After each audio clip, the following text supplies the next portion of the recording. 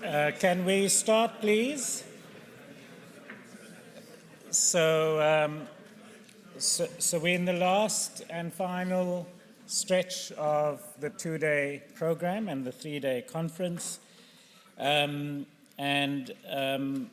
Just to let you know that you are all incredibly fortunate and lucky to have a moment to spend with our chair for this session, Yolisa, Kani. She gives God a run for her money in terms of busyness.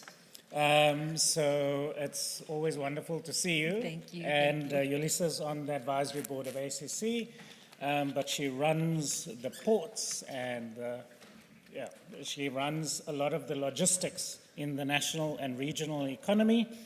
And apart from dealing with derailings and with contamination of whatever and workers on strike and communities protesting, in a former life she also dealt with Uber's business in Southern Africa, and before that was head of a transport department in one of our metropolitan governments, and so has been in the trenches and gives as good as she takes, if that's an appropriate metaphor to use, and is absolutely the right person to manage 3 Mavericks on the last panel.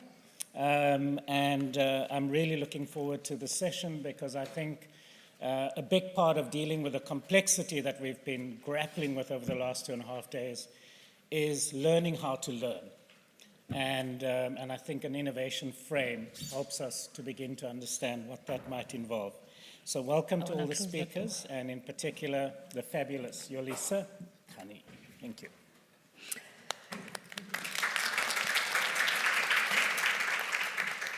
Edgar, your introduction was very, very kind. But thank you so much. And most importantly, though, thank you for giving me the opportunity. Indeed, we've got 4 Mavericks. One, unfortunately, couldn't join us. She's not feeling well, but she'll join us via a pre-recorded video. So ladies and gentlemen, I want to start by what really caught my attention this morning, and I could only join you from today, is that I got a sense that we've certainly got a light bulb moment, which is building the Africa we want, building the cities that we want. And I think that's a great start, because you can't build for something that you yourself cannot live with, right? And I suppose it goes for the generations that come after us. I must say that I found the topic equally interesting, the X factor for success, accelerating innovative ecosystems. Now, if you're closer like me and you migrate to Johannesburg, the X factor is something, I don't know whether to be proud of or to frown upon, but that's colloquially how they talk about us, is that, the X factors. But you live with it, right? But on the other hand, if I can put it in the former CEO of SABC, X factor is that thing, And if you think about trying to bring back that thing in our cities, where you look back and you're like, wow, right? I grew up in the city of Johannesburg. Everywhere we went in with that thing, that we are building a world African city. But if I then may, and take the opportunity and the advantage of being chair, I want to take us back to a report that came out last week. That's the SAIS's infrastructure report.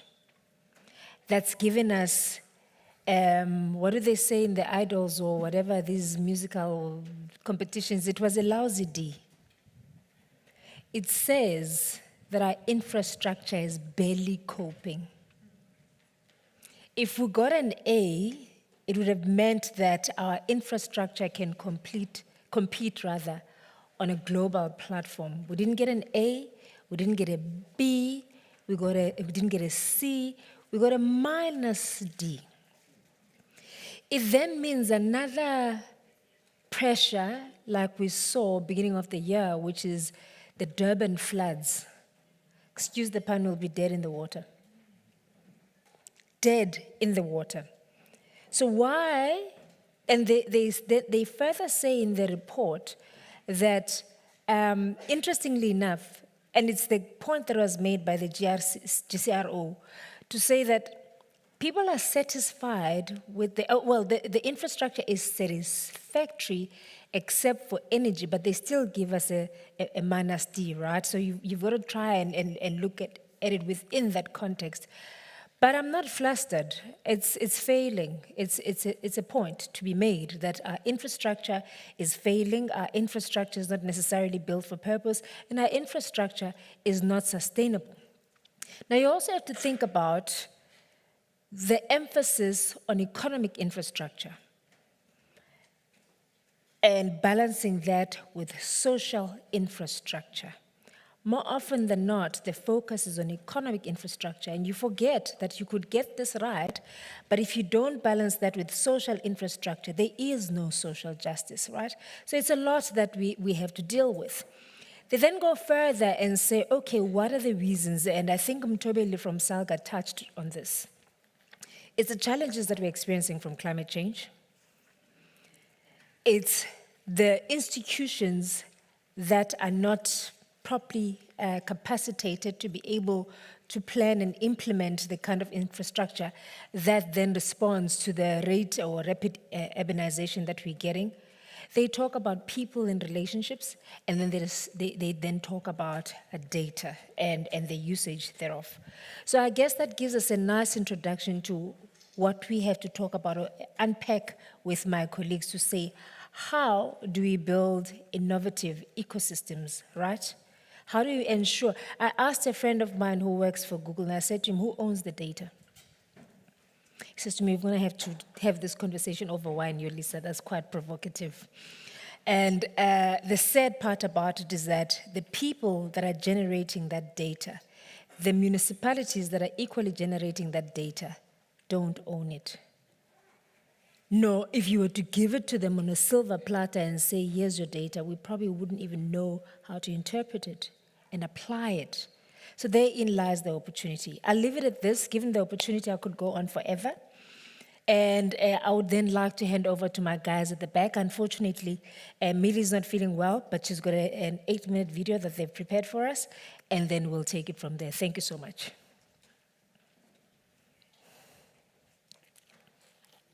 Hi, everyone. My name is Millie. I work for UNDP Strategic Innovation Unit and have had a pleasure of collaborating with the African Center for the Cities about 1.5 years ago. So I think that collaboration went sufficiently well enough to be invited to speak at this event. So thank you very much for having me join and share some of the experience that UNDP, that our team has had in working with cities around the world. I would like to start with the tale of a city that can be any city that we have been speaking about today, and we'll speak tomorrow. And in this particular city, on a particular day, the Department of Environment brought a decision, an order that prevents waste pickers from taking waste and sorting it at home for a variety of health and safety concerns. And by doing that, by bringing that decision and creating that rule, they have overnight cut off a source of revenue for thousands of families in this particular city, which then led to people employed in that sector to lobby another department in the same city, Department of Social Affairs, to bring a sort of a temporary injunction that will allow them to continue sorting, thereby generating revenues that they need for food and school and bills and what have you, while the city gets its act together and comes up with a long-term sustainable solution that kind of works across the board. So one city, multiple departments, creating policies that in and of themselves, in their own right, are very rigorous and comply with rules and regulations of that particular department. But when they tackle an issue that's complex and multifaceted, it equals to sort of looking at the reality through a pinhole. So this particular story, and there are thousands of these across, and this, waste is just one issue, right? And waste is more of a known issue for us. It's not, a pandemic and supply chain issues and, going through the roof energy and food prices and what have you. Waste is a known issue. So if we consider that to be a difficult one, what about the host of other, interconnected crises that the world is dealing with right now? So what we see across the board is this tension that cities are having to balance between incremental and transformative policy. In other words, where a more mainstream way of policy design is premised on science, technical expertise, in-house expertise, rules and regulations that we've brought and have had for years. It's fairly short term, like the Department of Environment in the particular city. And time again, they're not just incremental, but in many cases result in unintended consequences that in some cases you were able to predict, and in others we were not. Think about the pandemic and the lockdowns generating one of the biggest mental health and gender violence crises that we've had that we've had to deal with.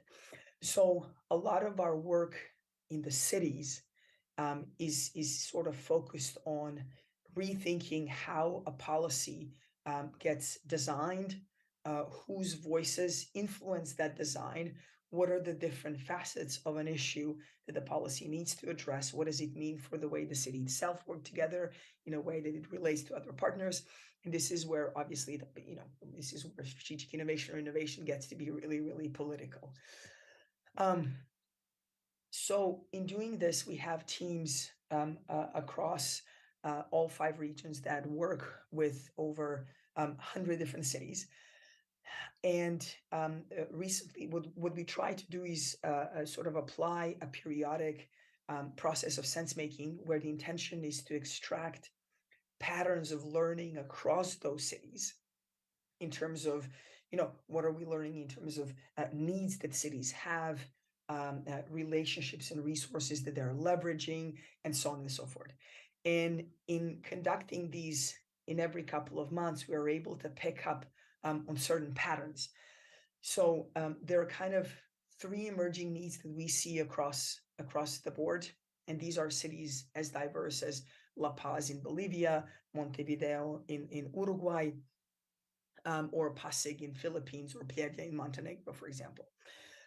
They tend to deal with 3 big buckets of issues, right? And this is going to hopefully manifest that difference between incremental policy solutions are really not a good fit for some of these. One is they struggle with rethinking the current economic model. So if you think of the waste issue, right? Triaging waste can only get us so far, because waste is a byproduct of an economic system that has growth baked into it. And for as long as that is the case, we're going to continually have a steady supply of waste-related issues, right?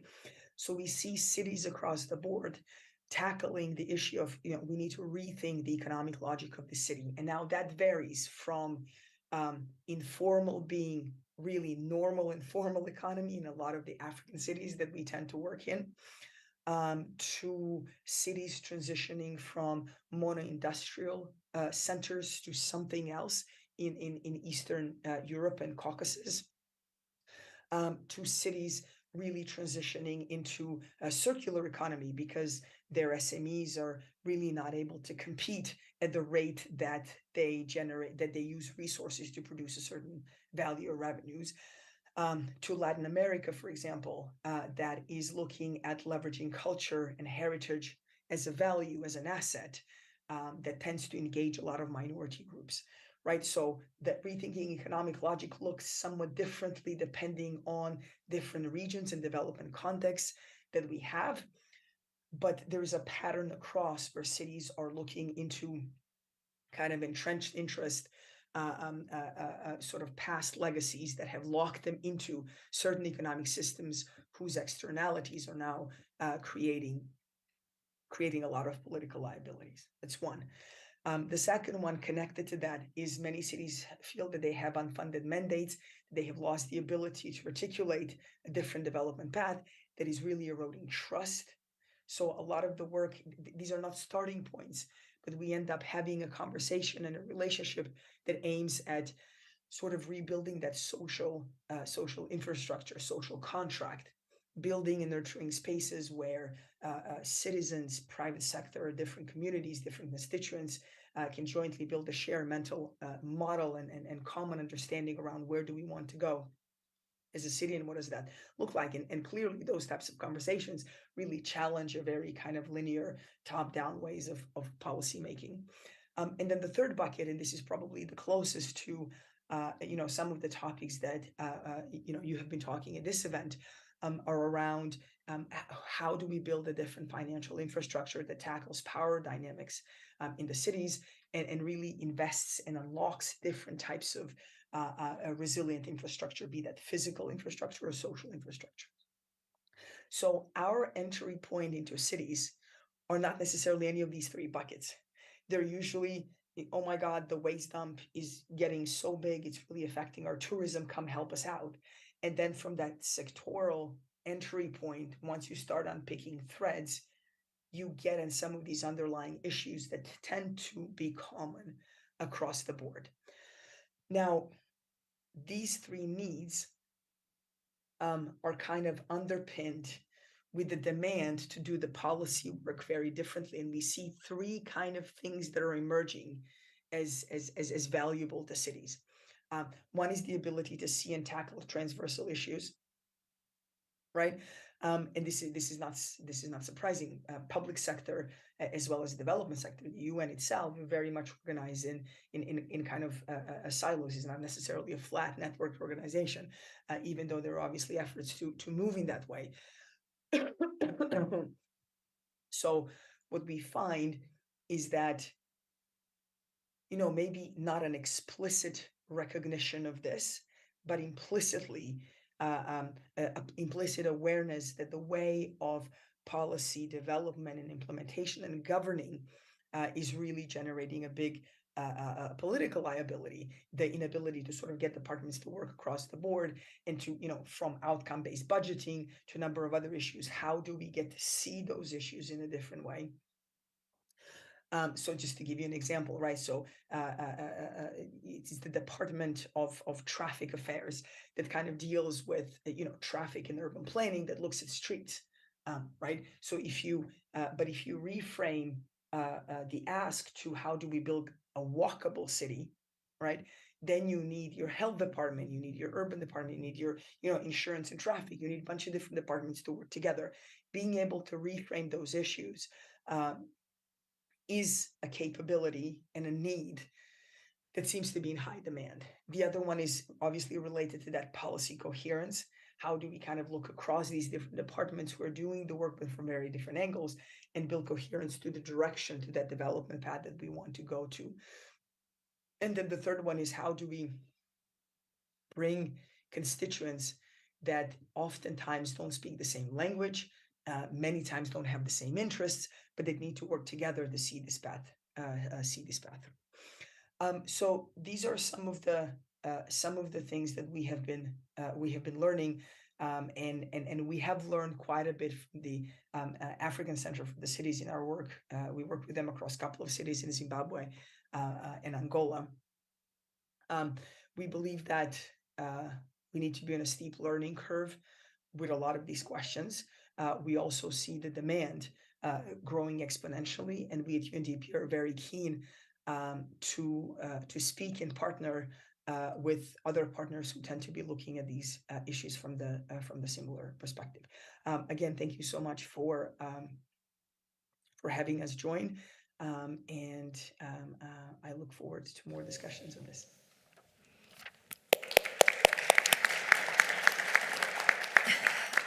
Thank you so much to Millie, and we wish her a speedy recovery. Whilst we prep our next speaker, two takeaways for me: policy coherence. At your own time, please go back to the history of the taxi industry in South Africa. you'll then understand why everything is up in the air. Policy coherence is extremely important. At some point, they were overregulated. At some point, there was absolutely no regulation. And then we wonder why why they are like this. The second one, take away from Millie is the ecosystem orchestration. I cannot overemphasize the importance of partnering and collaborating at all three spheres of government if we are to move the needle. But also equally important, bringing partners. It's almost like a marriage. There are certain conversations that partners just cannot have with each other. It doesn't matter how much they love them. Find that partner that can actually bring you into a point of convergence. And she just made an example with UNDP, but I don't want to take your time. Thanks. And I also tried to pronounce your name in my head. I failed. Sorry. Mr. Sagar. No, thank you so much, and thanks for having us. My name is Abdinassir Sagar. I work for UN Habitat in the Nairobi office in Knowledge and Innovation branch. The word innovation is there, but to be honest, I think this session was dedicated to be innovation, but we've started talking about innovation even yesterday. I've seen it, the topic of innovation pop up. In the session that we had on financing yesterday, there were questions about innovative financing and what bankable projects are. Today, I think there was also some talk about a whole of government approach and new ways of doing things. The mayor even talked about, can we work together? So I wanted to reflect from UN Habitat side, giving some examples, some of the challenges with innovation and some of the ways to go about. And I want to do so by first sort of starting with how does innovation show up in your organization? Or how does it emerge? I can tell you ours, it emerged in this form. It sort of pops up in strategic plans. An outcome, a budget someone has to spend, a structure. It doesn't talk about, other things, but it's basically, we need to do innovation. So someone talks about, the need to do that, the need to spend money, and then it's creating a strategic plan. We are one of them. So in our strategic plan, we have that. We have an outcome, and then we have an innovation section, which I'm part of. We have a flagship program on smart cities. But I'm not here to talk about that. I want to talk about what's innovation, actually. And this is what we started when our unit was formed. It's a buzzword. It's everywhere. It's, with sticky notes and very colorful things. But we asked ourselves this question, and I want all of us to ask ourselves, what is innovation? So for this, I asked Google, actually, and I put an innovation in the Google image search, and the images I got is the first thing that comes to our mind. It's just some shining things, more abstract light, a brain that lights up a light bulb. How does that happen? We don't know. But if you add, what if you add Africa, for example, in Google search? What comes up? And I like this result better, because now we were going somewhere with innovation. There's a meaning to it. And I've sort of learned three things from this, which also in our reflection came up. If you compare the two images, the latter one sort of brings three new things somehow. First, it brings context, a place. In Africa shows up there. I put it Africa, but if you put another example, I'm sure, where's the problem happening? Where is the issue? So it sort of puts a specific context. And then people. We're here in this planet. It's about people, and all of us have mandates or have a vision to better everyone's life. So this also shows that people, young people, and then purpose. From those images, you can see, especially in Africa, you can see urban basic services, water, a tap stand. You can see education, things that we want to work on. So I like this because we should talk about innovation in these three contexts. Maybe planet is missing here, and then I would love to see some images of the planet. But at UN Habitat, once we had a similar discussion, and what we came up with, innovation to be these two main buckets. Of course, you can join them together, or there are other forms. But innovation is basically about new ways of thinking about a problem, doing things differently, approaching it, not the way you used to do it, but looking at it from a different angle, perspective. And then there's the other innovation, which is more tech-driven, which is more common, tapping into frontier technologies, AI, talking about smart cities and technologies and so on, which we do talk about at UN Habitat, and we have some cool things such as using AI to map informal settlements. But I wanted to focus more today on the first one, because we have a lot of smart people. You know, we talked about intelligent transport systems this morning. There are people that can figure out AI. We have all that. But I think what we haven't figured out yet is how do we work together, or how do we think differently? And why is it not working if we have those smart people, intelligent people, and new solutions that are cutting edge? Why is it? And I think the reason is this, and this is not new. This was talked about in all mornings, even in several sessions, because we have a fragmented innovation ecosystem. Think about a problem in a community like infrastructure. You think the community is not discussing that? They're talking about it. They're putting band-aid solutions in that. They're trying to create temporary solutions. They gather at night. These days, they even talk about it in social media. You know, they talk about it. They're trying to find solutions, and they're trying to innovate about the problem. Universities, think tanks, we're here. Researchers are trying, working very hard to put through, key findings, key insight to close theoretical gaps. But do we read them? Do we understand them? We talked about this morning also. How do you operationalize this? Corporates, private sector, they live within us. And that's the thing about cities, it brings everyone together. They have corporate social responsibility. They care, they want to do business in that community. That infrastructure issue is also impacting them. And they're having meetings about that because it delays their deliveries. They can't get to where they want it. And they're discussing this issue, but at the same time in their own bubble. Same thing with the national government, up top to the president level even. Civil society, the NGOs. If someone has an NGO that focuses on gender, they're looking at it from their gender angle and they're putting on the gender lens, which is good, but again, in their own bubble. Same thing with entrepreneurs, investors. They want to make money and they're looking at this as an opportunity and they're also talking about it. Same thing with the local government. All of this, what they have in common is the intent to solve the problem. They all have that. They all have a mandate somewhere or in their vision to address this problem. But they're not coming together to solve the problem. And why is that? Because in this context, and within the city is the city government is the authority. So when we have an infrastructure issue, what is our way to go about it? We put up a tender. So you have that, you have your budget. So you're like, okay, I'm going to focus on it. And then you ask the procurement person to do their procurement, and the engineer has to fill in the specification. And then maybe you want to do some innovation, so you add the word innovation somewhere, and then you put up a bid. And what do you get? You get submissions from the same group every other year. And you, for example, public participation is just a checklist, innovation checklist. They're not done coherently, and it's just a checklist. You fill the checklist, you get the contract, you go do it, and you might actually do more harm than you intended to. Like the community might not get what they wanted or what they envisioned. You might actually close a business along the way. So you sort of cause this ripple effect. So I wanted us to imagine, what if the local government and the national government at the center could bring all these groups to work on one challenge? So that's why at UN Habitat we imagined this, and then we came up with this. It's not new, other partners are doing it, this challenge-driven innovation approach, which is basically saying, instead of starting with a mandate and a budget and an outcome, an ecosystem of collaboration, it's about the solution. And you bring money together, there's training happening at the same time. It has a system effect, and in that, there's prototyping, there's testing. There are no outcomes and deliverables and budget that you have to checklist. It's all about what is the best way to solve this. And we have sort of prototyped this with a program that we have now running, which is called the Climate Smart Cities Challenge, where UN Habitat partnered with several other institutions to put up an open call to cities to say, cities, what is your challenge? So cities applied to this challenge.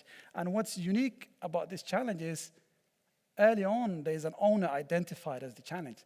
Sometimes you don't want to innovate and come up with the best solution, but in the end, you don't have the authority to act.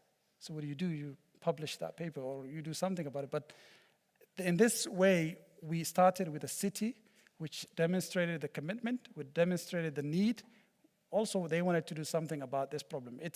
And this is focusing on climate change. It's about how we can come up with cutting-edge solutions to reduce greenhouse gas emission. So there's a global call. 4 cities were selected, and they have gone through training. They've defined the challenge. They've put up a call, global call also, to get solutions from every group, individuals, universities, and they have been going through the prototyping. And it's really about a system, which has been talked about earlier also, thinking about a system as a whole. And the city, in this case, will have a different role. They would think about changing regulation. It's not about that tender anymore. It's about an ecosystem, what needs to be changed to solve this problem. I put in the website there, because of time, I won't be able to say a lot. And these are the 4 cities that are selected, and they're working on different problems. You can find out more from the Climate Smart Cities Challenge website. At UN Habitat, we want to work to put together a framework actually for this, or a methodology. And this is the current working methodology, which we have been discussing internally, which we want to put forward a publication, hopefully, that cities can work together. And I'm not sure how I'm doing for time, but I wanted to close early. So these are the sort of the loop. It starts with doing some research, identifying the challenge up front, and then even defining the challenge more. When you open up, when you do the consultation, you find out what the specific problems are, and then you bring everyone. And there's testing, prototyping, mentorship, even fundraising, because you think about what other problem can I solve along the way. Sometimes I think someone talked about an infrastructure project where they were building something, but they didn't finish it to get it to the last point, and it was just meaningless. So this is a way to think about that. Lastly, I wanted to end with which the essence of the question in the topic, in the session, which was what are the critical success factors? And we've sort of came up with this, but I will pick on the flexible infrastructure, because the theme of the conference was infrastructure, which is actually, very fancy word, but it's actually having a very flexible infrastructure for you to allow you to be flexible and bring people together. So when you're designing a public space, are you thinking about it as a space for people to innovate, or as a space for people to come when they're just bored at home and they want to just walk their dog? What is your thinking? So that flexible infrastructure is very important. Partnership has been talked about. Capacity quite a lot, also leadership and a culture. With that, I wanted to end with a bit of shameless marketing. If you wanted to know more about UN Habitat and the number of publications we're putting out on these topics and the digital side, you can check out our website. Thanks a lot.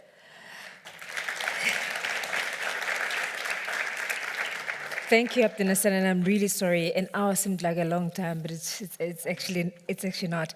I just want to give us just a little bit of homework. A famous professor from UJ asked me what was 4th IR in Xhosa, my own language. I struggled.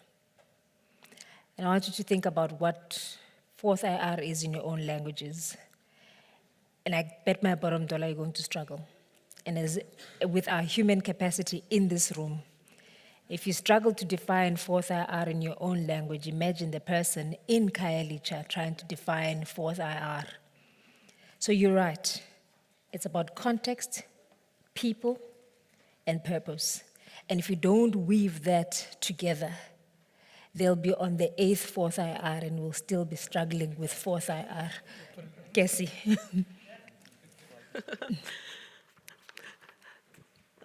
Thank you, everybody. I've learned 2 things. I can't pack a small suitcase and I can't figure out how to deal with 8 minutes, but I'll do my best. Okay, so thanks for this opportunity, and I'm actually glad to follow Abdi because he asked in an interesting way whether putting national and local government in the center could be one of the ways to create collaborative, innovative systems. And I think I'll offer another perspective on that, so I think this follows up well. So let's see how we go here. So I'm going to be very fast because, like I said, the 8-minute issue. So civic tech on the continent, and that's what I'm asked to speak about here, is big and growing. By last count, and we don't do a very good count because we're not able to get everywhere, but we've counted over 240 initiatives that are running currently, disproportionately in certain countries, but everywhere and growing fast. We monitor this year to year. This is a slide by Bosun Tijani about the startup ecosystems and innovation hubs in Africa. At last count, it's over a $5 billion sort of industry and growing at ridiculous pace. Obviously, as we've learned recently, not everything that grows keeps growing, so those who lost their money in crypto. But what he says to us, and Bosun is running CC hubs in Kenya, Nigeria, Rwanda, now Namibia, and working in 18 different African countries, so quite a lot that we're learning from there about what's happening in this very vibrant SMME, small-scale sort of digital space. I like referring to the fact that WHO's report in the first year, at the end of the first year of COVID, indicated that over 12% of COVID-related technologies came out of Africa, so this continent that supposedly produces less than 1% of global R&D. How does that happen? It's not supposed to happen. But things are happening, and they're happening perhaps outside of some of the formal systems that we think are meant to be doing these things. Small examples, and I won't spend a lot of time on them because I think increasingly we're all aware of what's coming out of these really interesting, small, innovative spaces, and some not so small. So I picked 3 fairly random examples.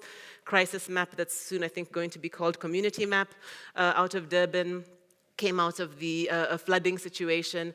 But what I also want you to note is the growing coalitions of organizations, some fairly sophisticated, some very small, some not so small, that are coming together to do these sorts of things. Open Cities Accra, bigger consortium, bigger actors dealing with issues of climate change and solid waste management in flood-prone areas, but looking at collaborative mapping.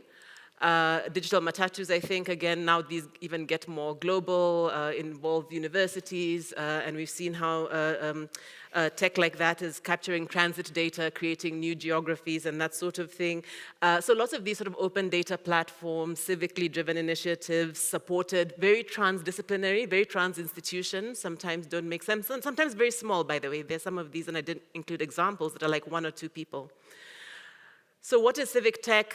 It's a whole range of things. It's not a very clear space, and that's what's also quite interesting, is that sometimes people don't wait to be defined before they do things, right? They're getting on solving stuff, and some of us are chasing after trying to find ways to define it, but lots happening in the space of governance, in collaborative consumption, community action, civic media, civic organizing, increasingly in service delivery of different sorts. However, over 60% of effort, by our estimation in our database, of effort in that space is going towards what we call DNG, democracy and governance, meaning what it's actually doing is this. Now, please don't cancel me. I hear Dr. Seuss is not on anymore, he's off. But, but one of my favorite stories growing up was, Do You Know How Lucky You Are? If you've never read it, I think it's a really nice one for the kids. And one of the famous bits in there, of course, is the story of the bee watcher who's hired to watch the bee that's not working hard enough. And so what do? Of course, you hire a bee watcher, and then you get a bee watcher. And soon all the watchers are bee watching. Now, now, why do I share this? And some good academics have gone on to do some work around system dynamics, is when the thing is not happening, when the service is not being delivered, where the infrastructure is getting a D+, you hire extra managers, more experts, more consultants, more papers, so that we can all be watching. The reason I raise this is because, and we just put out a paper that was indicating 2 directions in what's happening in civic tech. I think it's really problematic that we all pay taxes and we all participate, many of us in this room, in trying to enable and capacitate a state, and then all of the extra capacity in the country is also trying to watch the state while shit needs to get done. Right? So what we're seeing in civic tech is 2 directions, where there is a big part, and I think 2 bigger parts of civic tech that's going to centering and trying to either monitor or enable the role of the state, and there's a part of it that's just getting on with doing stuff. And so my argument would be, I think we have to build the state, and so I would support Abdi's suggestion in that regard, but I also think we need to have a bit of DIY Africa, like just get going with stuff, guys, because the stuff's not working right now. Now, for those of you who like the Umbrella Academy, So one of my kids, you're like, okay, excellent. So you know who has kids in the room. So excellent show. Might have been watching. Maybe that's what's wrong with them. So you'll understand, and I think Tiresh knows as well. So in the 4th season of Umbrella Academy, everybody's trying to save the world, right? So, I mean, Michael, you gave us 1,000 days earlier today, it was a few months. So them, it's 8 days. It actually gets down to hours. And the best advice that the future number 5 can give to the Umbrella Academy and the Sparrow folks is what? Don't try to save the world. Now, I think this is a really important message, and probably it's one of my messages coming out of what I've seen in the civic tech space, is many of those folks are not trying to fix the whole system. They're not trying to save the world. They're doing the thing they can do, and they're being consistent with their values. How many of us are so busy saving the world that we're busy screwing up things right around us while we're busy trying to save the world? So, 3 shifts for the future, and I'll give very quick examples about each of these. I've been saying the same thing for 4 years. I'm waiting to say something different. I think we've got to address the issues of our imaginations, particularly about the future. We've got to address how we include people, and a lot of that has come up at this conference, and I think that's fantastic. And that's my claim around civic tech as well. We've got to open up the space for different people to engage differently, and we've got to do some institutional work, which has also come up. I don't know how quick I can be with these last few. I'll try. So, you might have seen this the other day. So there's going to be, for those of you who like golf, not me, the golf challenge that's going to be in a metaverse, right? So why I raise this is because, and I'm not against people who are playing in the metaverse, we've got Ubuntu land here. I was called into a very interesting conversation about planning in Ubuntu land. And so to my point about imagination, what really surprised me is the conversation was about where to locate the golf course. And never mind, I don't even know why the golf course made it into Ubuntu land, but the conversation we were having about the golf course is as though the metaverse, as the virtual space, was exactly the same as physical space. So you have a hole here, and then you walk a kilometer, then there's another hole, and so should we put it in zone 1 or zone 2, because there are different pricing structures for these zones, and I was mind blown.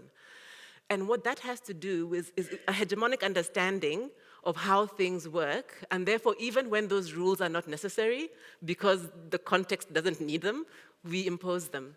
And it was, to me, just a mind-blowing conversation, and just an indication of what can happen in the absence of the ability to imagine futures that are not constrained by our anticipatory assumptions, right? So imagination is really super important. On the point around, and I'm glad the ecosystems point has come up, I won't have much time to speak about this, but there is quite a lot of theory and understanding and good thinking, I think, that's coming out around how do we actually think about these ecosystems and what are the components of ecosystems, how are ecosystems different from systems.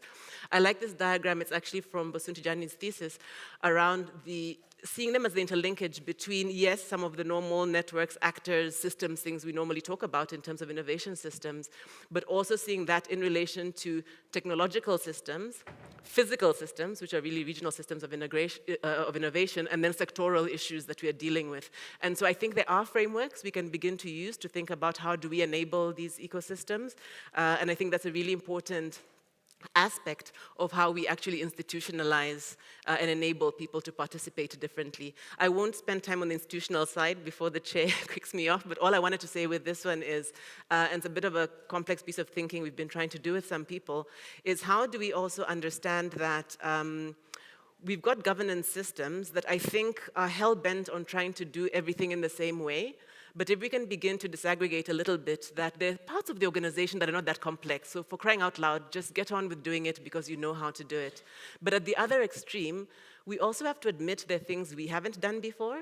There are things that even the best global experts haven't done before elsewhere, and so there's no point of bringing in more watchers. It's not going to help. We actually need to, whether it's experiment or create or innovate or perhaps listen to people we've not been listening to. So the ability for organizations to be agile and adaptable in that way is so important, and stop trying to hammer, sort of panel beat everybody into standing in a straight line and acting like we're all doing the same thing. Organizations might actually be complex, and appreciating that, I think, gives us a much better chance of being relevant around a range of different issues. So in conclusion, need to be more imaginative. I think we have a massive non-state capacity that we're not leveraging. We've got to take an ecosystems approach to make sense of and nurture these complex dynamics. Institutions matter because they do refer to the way things work around here, and we've got to do something about that. We've got to get the humility to, if we can't enable, at least stop disabling. I loved somebody speaking recently around inclusion, that everybody is so busy trying to include that they'd be better off just not excluding. And I think sometimes this thing about creating enabling environments, would be a good thing to do, but maybe also just stop getting in people's way while you're creating your enabling environment. Yeah, and I think maybe there'd be some hope in that. So thank you, Chair. Thank you, Geci. If there's one thing I'd like to hear you speak about more is the DIY state. With load shedding, we're starting to see interesting people manning the traffic intersections as well as closing the potholes, and maybe it's not a bad thing. Vera, I don't want to take too much of your time. I think I'm holding people. I'm the last speaker, aren't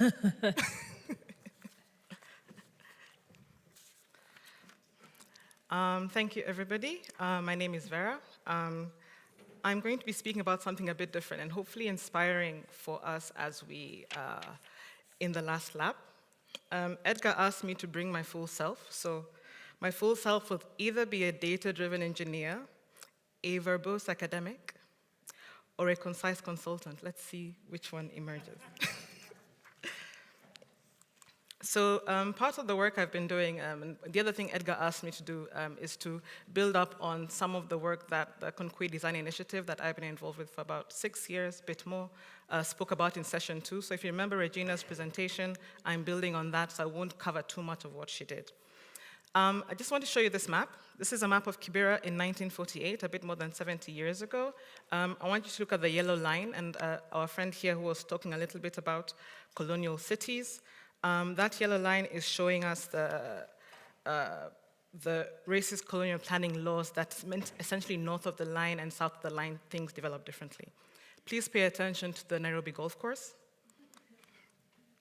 I think you'll notice that hasn't changed since 1948, but perhaps a lot of the rest of the city has, and that's what has happened with Kibera in terms of the rapid state of development. And how the structures and roads are overlaid on that 1948 image, showing how much Kibera has expanded and took up land without planning or clear ownership. And very much that is the synonym of a lot of the development right across the continent. And I just wanted to show you that. Just looks an image from about last year. Again, looking at the fact that that landscape has completely lost its ecosystem. So if I'll go back a little bit, the golf course is the same. The dam it's black and white, but it was probably very pure blue dam, very good use. And it is now very heavily polluted. That green does not suggest something else, I guarantee you that. Okay, so the engineer in me would say, think about the 1 in 100 year flood extent in a space like Kibera. What are people going through? What are they feeling? The academic in me will want to look at some data, some graphs, and start to understand how many people are affected by flooding. So for example, in this case, we've got areas there where 43% of people have been flooded in the last 2 years. And you compare that with perhaps different data for the city, just much lower, sometimes up to a third lower. But the part of me that I think is really important is this is what it looks like to, I'll say Wanjiko, let's call that person, and to the activists and community development workers in the day and life of Kibera. This is what they experience, not the maps and not our lovely extents that we have been talking about here. And so I think I won't say too much about this, but we already know a lot about how planning looks like for some of our cities. 60% of Nairobi's population lives on 4% of the land, and that 60% is in informal and unplanned spaces. And so just bringing back some of the research that we did, and this is research we did with King's College London looking at resilience. And we asked residents of Kibera, what does resilience to flooding mean to you? And they gave us some of these answers, unsurprising, and I'm sure if we went to different places, we'd also see something similar. But they also gave us these other answers that perhaps people were not expecting in terms of the qualitative components of resilience. And those things are important because if we focus on some of the technical components, then we come up with technical solutions. Are we asking the right questions? And I think someone talked about meanings of words and what those actually do within communities. And then how that manifests in terms of quantitative and qualitative approaches. This is a flooding event from about 3 years ago. The physical, you can see the piping, you can see the river, you can see the houses. But you can also think a little bit about some of the terminology we're using. There is affordable housing in that, you can see it. You can see that for somebody, their source of resilience is not about, the issue about resilience is not about the flooding, it's about having a place to stay and paying $5 less. That is the economic resilience. And those conversations are sometimes misconstrued or misunderstood when we're trying to understand what the issues are. And I think this is also important as we start to think about innovation and solutions. We should not be fixing things in space or having them static in time or driven solely by maps. Or think it is one thing for everybody. We really have to think about things differently. So I'll try and go through what that could be, very much focusing on the fact that this is experience from specific projects that KDI has been doing for the last 15, 20 years. One is collaborate, and this is about collaborating with communities. We already have talked about collaboration in a lot of other different spaces, but I think it's really critical to remember those conversations around collaborating with communities and partnering with them right from the start. I won't say too much. I think a lot of us have spoken about this already.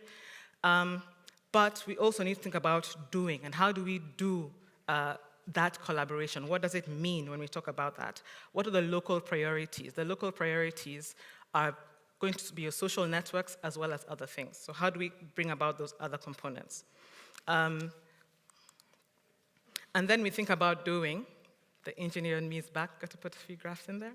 But really combining local knowledge and practices with regards to the different issues that people are facing, and thinking about how do we bring those conversations together.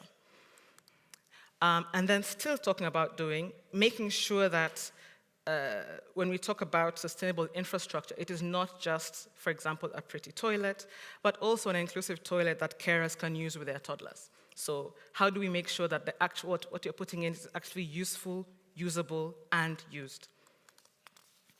And then this is just an example of some of the work that's been done, and that combined hard and soft solutions. So flood protection was a really big issue in this particular work, but alongside that, and someone else said it here, I think it was Abdinassir, people want spaces to rest and to play. So, you know, the flooding protection's all very nice, but please give me a place to relax and to commune and to be with my friends.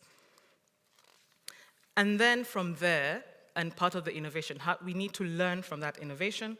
And in some of the work we've been doing doing household surveys and conducting multiple waves, gathering lots of interesting data. The information on some of the loss and damage, we can give that to you if you'd like, because I think we've been collecting this for 5-6 years in terms of these communities. And I just wanted you to notice that our community-based enumerator there is standing next to a house and interviewing someone who's got just a little dam above their house, so you can see what they've done in terms of flood protection, which is why he's able to stand outside in water and the person inside and able to have that conversation. So you're already seeing adaptation in terms of what communities are doing.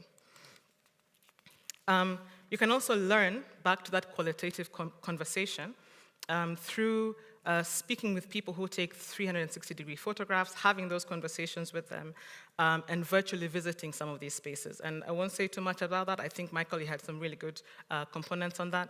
But just to say, the data is not just in surveys, it's also in these conversations and the videos. Okay, so we talked about, and I think I'll go back to Regina's presentation, the dream and moving from dreaming to doing. And how does that look like if you're going to innovate at scale? So this was the dream in 2006. That's kind of the reality as it has been the last 15, 16 years at KDI. And the next dream has been about how do you scale that to the region? How do you move from Kenya to some of our friends in other parts of the world? And we started just across the way in Tanzania. Not too far, but still I think important to have the conversations, especially because the work is in Dar es Salaam. So combining and thinking about coastal versus inland infrastructure in cities. And again, very similar, having the right partners, having those conversations, having ways in reaching out that we think that are going to elicit the kind of feedback that you need, and could not help myself, but I did think it was important to kind of see some of the sustainable drainage conversations that are happening, and this is through nature-based solutions work that is happening in Kenya and Tanzania and being designed and implemented right now. And I think up to 20 different nature-based solutions in 4 neighborhoods, and this is Kibera and Mukuru in Kenya, and as well in Tanzania. And then learning. So we start to learn again, we start to see what does that look like, how do we take that forward? And this is, for example, this is talk about blue, green, and gray infrastructure, and some of the research in this could be very useful for some of the team here today.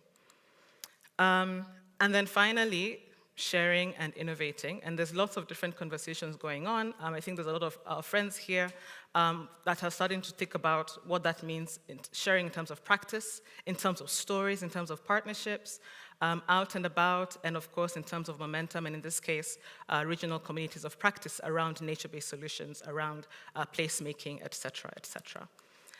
So now I'm going to start closing. The so now what? Jo De Silva is here. She used to manage me a while back, and she always said in every proposal, ask what, who, where, and so what. So this is very much picking on that and those conversations. We've already said we are not talking about things that are fixed in space, static in time. We're also looking at what development has looked like for 70 years in a place like Kibera here and what that means for the city. I've mentioned previously, we do not want to go back to the place where we're not at 70 years ago where places look like this. We are here.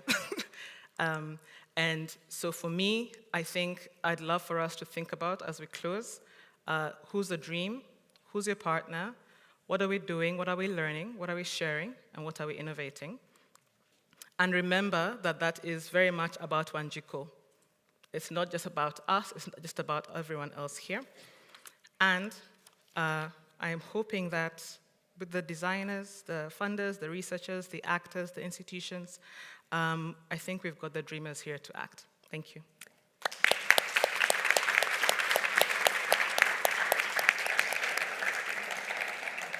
Vera, thank you so much. I mean, out of the many things you mentioned, I take away dream, partner, and then do. We've got time, according to this clock, we've got time for a Q&A. So I'm going to ask that the audience participates. Any questions? I'm going to start from the left and then move over to the right. Any questions on the left-hand side? Yes, sir. Can I just note you? The next, anyone else this side? Gone. This side? All clear. All right. This side, any questions? Nothing? Nada? Zilch? All right. Thanks so much. Paul, a very random comment to Vera. I know we are a gross majority in the room of Kenyans, but you use the term Wanjiko, and a lot of them will not know what that means. Mm-hmm. Just nothing else, sorry. All right. Okay. Oh, there's a hand there. Thank you so much. Okay, very, very nice presentations. And the aspect of, sorry, my name is Constant. An urban planner based from Nairobi, based in Nairobi. Very nice presentations and brilliant ideas and everything. And one word that was mentioned there is partner. And I know whether we like it or not, one key partner to have on board is the public sector. Different levels of government, be it city government, national government, whatever, or whatever structures different countries have. And this will go to any of the 3 presenters. How should people, many times that seems to be an obstacle for non-state actors, and rather than a few cases maybe where government is easier or public sector is easily seen as a partner. Maybe from the perspective of UN Habitat, government will welcome you into their offices and they'll be happy to take photographs and show, you know, we are doing nice things with the UN. I mean, we see a lot of that in Nairobi. But when you come as a smaller player, you know, and I know, Vera, I'm sure you've had probably challenges with chiefs, assistant chiefs, MCAs or councillors, as we call them, etc., etc. And the same on the side of some of the people, I think, Geci, you mentioned, because some of those people are whistleblowing governments. You know, what are the different or advisable approaches to handle some of these, I don't call them setbacks, hurdles towards achieving this goal that we are all aiming for? Thank you so much. Sitole, then Ashraf, and then Edgar. Yes. Your hand was up in the other round. Yeah, you've got a problem. No, thanks very much and good afternoon. My name is Sitole.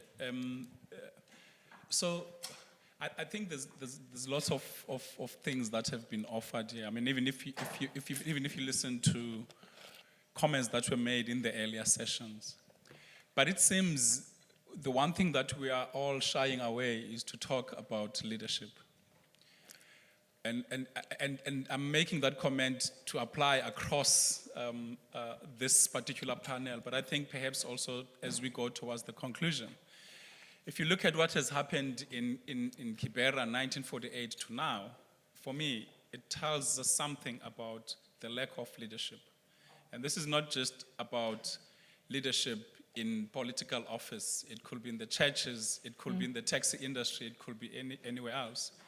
If you're talking about innovation, for instance, and the need to innovate, if there's no one that is leading that process, you are going to run into a problem. And I'm not just talking about leadership for the sake of, or people that are only elected, or people that are only appointed. I'm talking about the type of leadership that can anticipate things, or that it can at least demonstrate a character of being able to anticipate threats, and perhaps not just threats, but also good things, so that you're able to guide society towards, or not, perhaps not even guide, but help society navigate, you know, different paths as society grows.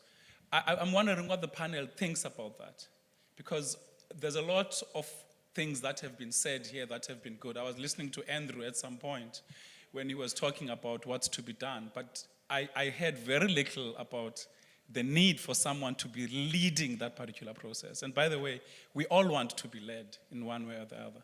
And it is, for me, the absence of that leadership that is the Achilles heel of the work that we're trying to do. Thanks. Thank you, Stella. Ashraf? And then Edgar. Thank you. I think Sitole has raised the point, so I'm going to take my cue from Edgar and be uncharacteristically provocative.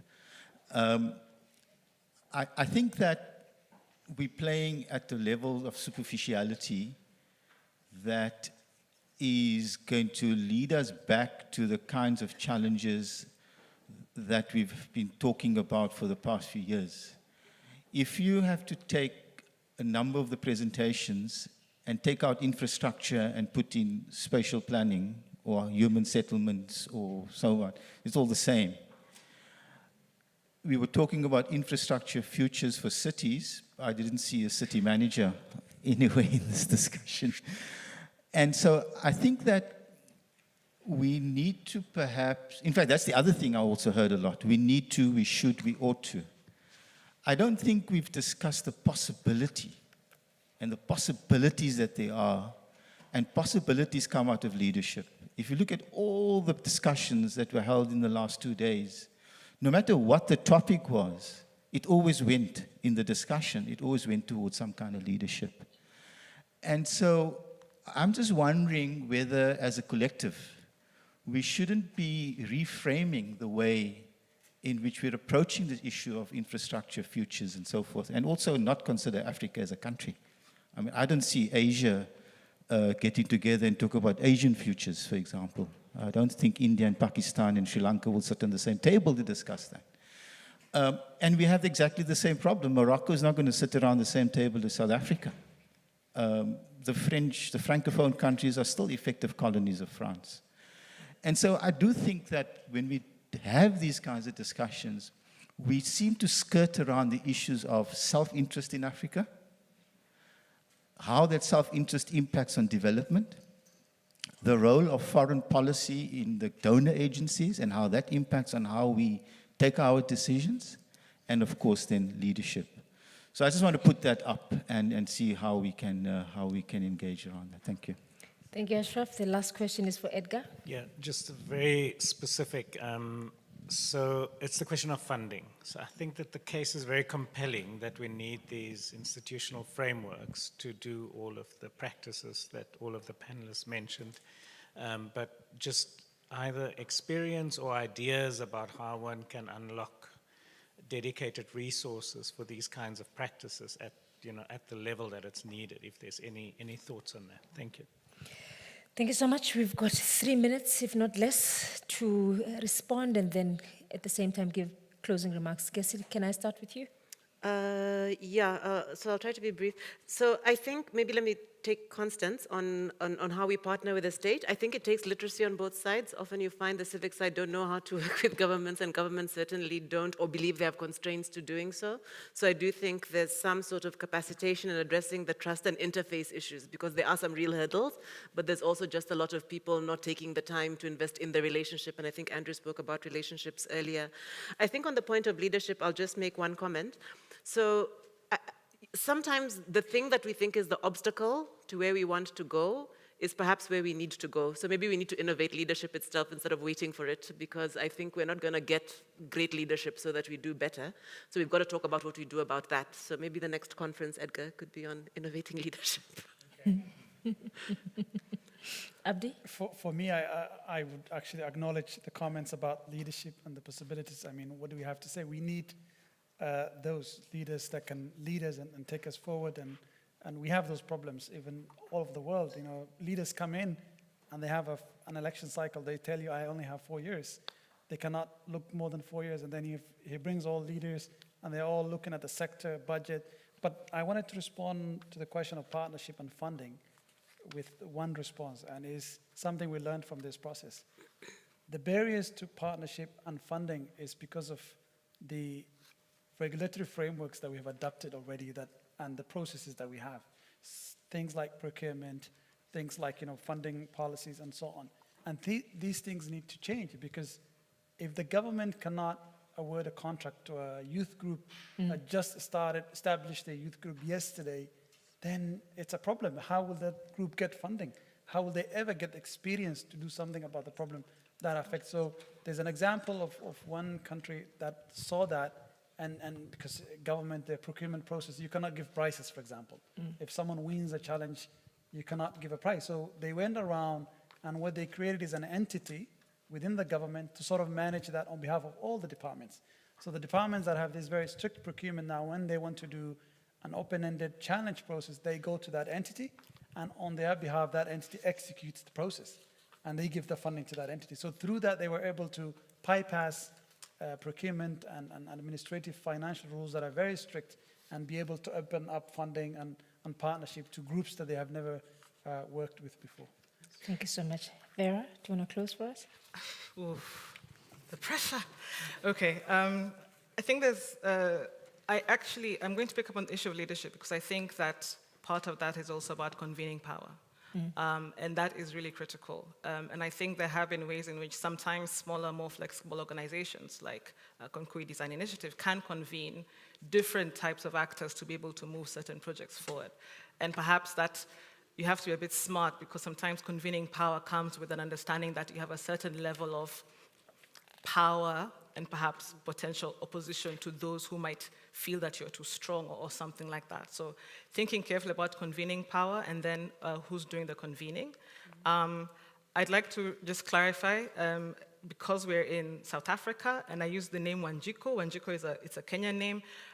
It's a Kenyan woman's name. I'm with Yolisa, I've heard Sitole, we've had all sorts of really interesting names, but I thought it was important for us to really think about the specific people who are going to triple. We have got 400 million urban dwellers in Africa right now. 2050, that is 28 years from now, a lot of us will still be here, and that population will have tripled. So for me, even as we have the conversations around leadership, even as we have the conversations about convening power and who the actors are, that acting is so important, we cannot afford not to. So that's my closing word. Thank you so much to the audience and the panelists. You've been great. Thank you so much. Thank you. Thank you so much, panelists. And I will immediately call up the next panel. And I think there's some technical handover with microphones and so forth. Joe from Arab, Hastings, Martin, Paul, Aklilu, and Shea. So have we got enough chairs? Yes, okay, we have enough chairs. So we, more than enough chairs. Yeah.